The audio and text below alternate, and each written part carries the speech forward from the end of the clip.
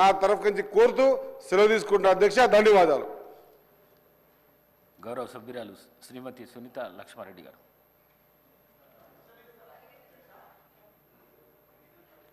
Thank you అధ్యక్ష ఇప్పుడు ఇస్తున్నందుకు.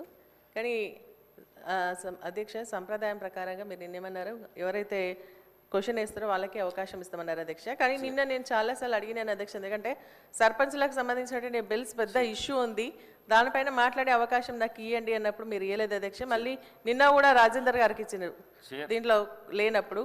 కాబట్టి నేను అనేది ఏంటంటే మాకు నియోజకవర్గానికి సంబంధించినటువంటి కొన్ని సమస్యలు వస్తుంటాయి అధ్యక్ష.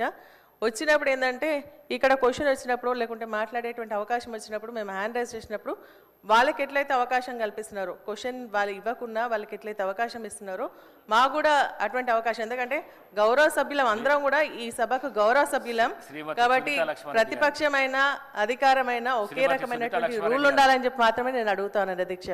ఈ చైర్కు ఎవరికి పర్మిషన్ ఇస్తే వాళ్ళకు మాట్లాడే హక్కు వాళ్ళకు సభ్యులు, దాన్ని మేము కాదనట్లేదు అధ్యక్ష. ఒకటి రెండు మీకు ఇప్పుడు ఇవ్వడానికి కారణం ఏంటంటే ప్రశ్నకు ఏదన్నా మీరు అడుగుతారని చెప్పి అడుగుతారు అధ్యక్ష.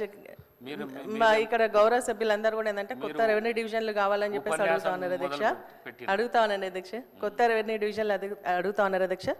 గవర్నమెంట్కి సంబంధించి వాళ్ళు మరి గతంలో గౌరవ ముఖ్యమంత్రి గారు అన్నారు ఏదంటే కొత్త రెవెన్యూ డివిజన్లు వద్దు, కొత్త మండలాలు వద్దు, మరి అదేవిధంగా కొత్త జిల్లాలు వద్దు తీసేస్తున్నాం అంటున్నారు.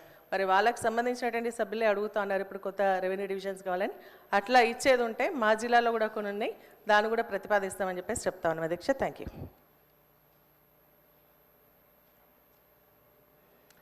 గౌరవ రెవెన్యూ మినిస్టర్.